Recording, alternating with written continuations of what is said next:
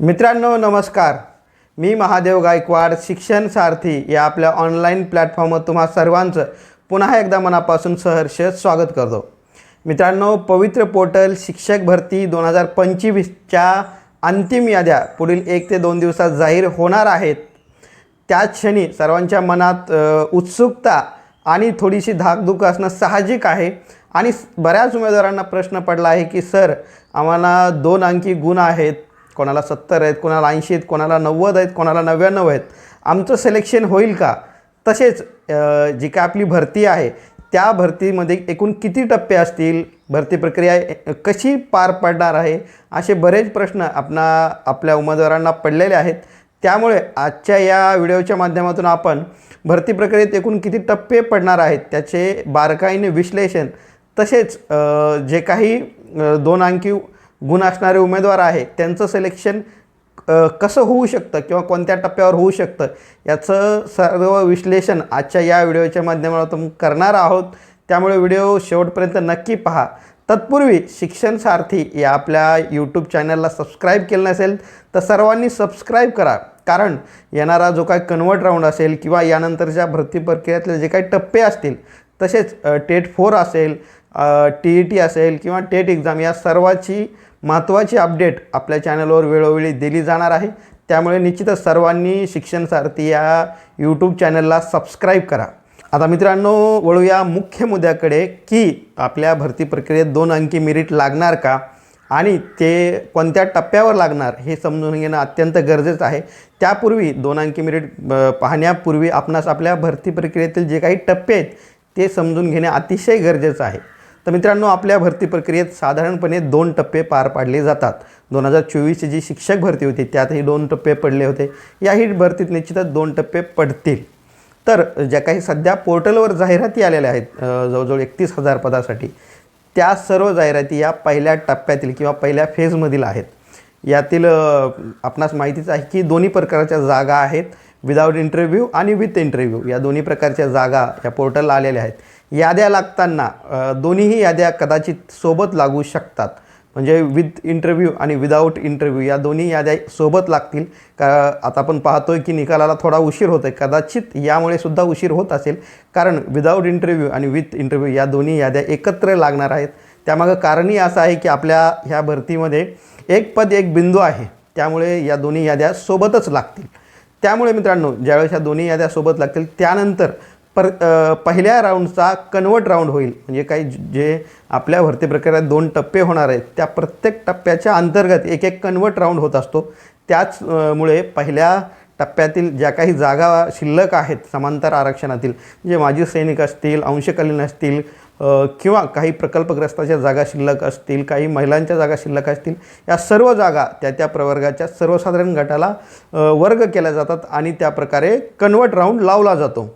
आणि अशा प्रकारे पहिला राऊंड कंप्लीट होतो. म्हणजे पहिल्या राऊंडमध्ये एक मुख्य यादी लागेल जी की पुढे 2 दिवसात लागेल. त्यानंतर त्याचा कन्वर्ट राऊंड होईल आणि त्यानंतर शिक्षण विभागाकडून दुसऱ्या राऊंडसाठी घोषणा होईल. आणि ज्या काही जिल्हा परिषद आहेत किंवा संस्था आहेत, ज्या काही इतर आस्थापना आहेत, मनपा असतील, नपा असतील, या सर्व आस्थापनांना नव्यानं जाहिराती मागवल्या जातील आणि काही काळ प्रोफाईल अपडेटसाठी दिला जाईल आणि त्यावेळेस नव्याने प्रेफरन्स घेतले जातील. हा झाला सर्व काही भाग दुसऱ्या टप्प्यासाठी. परंतु इथे या ठिकाणी एक गोष्ट समजून घेणं अत्यंत महत्त्वाचं आहे की पहिल्या टप्प्यामध्ये जर का तुमचं सिलेक्शन फायनल झालं नसेल तर तुमचा पहिल्या टप्प्यातील कन्वर्ट राऊंडसाठी सुद्धा विचार केला जातो. म्हणजे पोर्टलमधून तुमचं सिलेक्शन झाल्याशिवाय तुम्ही बाद होत नाहीत. पुढं तुम्ही सरकत राहता. त्यामुळे जर का तुमचं पहिल्या टप्प्यात सिलेक्शन झालं नाही तर तुमचा विचार दुसऱ्या टप्प्यात केला जाईल. त्यामुळेच दुसऱ्या टप्प्यात पण पहिल्यांदा मुख्य राऊंड होईल, त्यानंतर त्या राऊंडचा कन्वर्ट राऊंड होईल. अशा प्रकारे दुसरा टप्पासुद्धा पार पाडला जाईल. तर मित्रांनो, इथं एक सांगण्याचा मुख्य मुद्दा की हे जे काय आपण विश्लेषण केलं आहे ते 2 अंकी मेरिट का लागेल किंवा कोणत्या टप्प्यावर लागेल यासाठी अत्यंत गरजेचं विश्लेषण आहे. आपल्या भरतीत सर्वात एक पॉझिटिव्ह मुद्दा म्हणजे एक पद एक बिंदू किंवा एक पद एक भरती, यामुळे मेरिट प्रचंड प्रमाणात खाली येण्याची शक्यता आहे. निश्चितच पहिल्या टप्प्यामध्ये 2 अंकी मेरिट येणार नाही किंवा आलं तरी ST प्रवर्गाचं असेल किंवा दिव्यांग प्रवर्गाचं असेल, या प्रवर्गाचं मेरिट 2 अंकी लागू शकतं पहिल्या टप्प्यातील कन्वर्ट फेजमध्ये. परंतु दुसरा टप्पा जो असेल तो खऱ्या अर्थानं गोल्डन चान्स असेल, ज्यांना 2 अंकी गुण आहेत, कोणाला 70 आहेत, 80 आहेत, 90 आहेत, 99 आहेत, या विद्यार्थ्यांना, या उमेदवारांना संधी निश्चितच दुसऱ्या टप्प्यातील कन्वर्ट फेजमध्ये किंवा दुसऱ्या टप्प्यात सुरुवातीला असेल. कारण मित्रांनो, जसे जसे टप्पे वाढत जातात तसं तसं गुण हे कमी कमी होत जातात. या 2024च्या भरतीमध्ये एक पद एक बिंदू नव्हता, त्यामुळे निश्चितच थोडं मेरिट जास्त लागलं होतं. परंतु या ठिकाणी मात्र जे काही पहिल्या राऊंडमध्ये सिलेक्शन झालेले मुलं आहेत, त्यांना एकदा सिलेक्शन झालं की ते डायरेक्ट पोर्टलमधून बाद होतील. दुसऱ्या टप्प्यासाठी त्यांचा विचार केला जाणार नाही. यामुळे सुद्धा मेरिट खाली येणार आहे आणि दुसऱ्या टप्प्यात ही जाहिराती बऱ्यापैकी येतील. त्यामुळे एकंदरीत पाहिलं तर जर पहिल्या टप्प्यात आपल्या 2 अंकी गुण असणाऱ्या उमेदवाराचं सिलेक्शन झालं नाही तर मित्रांनो निराश होण्याचं कारण नाही. कारण कन्वर्ट राऊंड असेल पहिल्या टप्प्यातील किंवा दुसऱ्या सेकंड फेज असतील त्याचा कन्वर्ट राऊंड असेल, हा तुमच्यासाठी गोल्डन चान्स असणार आहे. आणि त्या ठिकाणी मात्र निश्चितच मेरिट हे कमी लागणार आहे.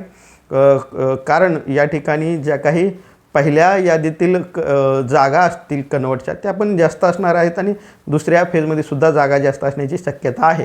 त्यामुळे जर का तुमचं पहिल्या यादीत सिलेक्शन झालं नाही तर निराश होऊ नका. निश्चितच तुमचं सेकंड टप्प्यामध्ये, त्या सेकंड टप्प्याच्या कन्वर्ट राऊंडमध्ये सिलेक्शन होणार आहे.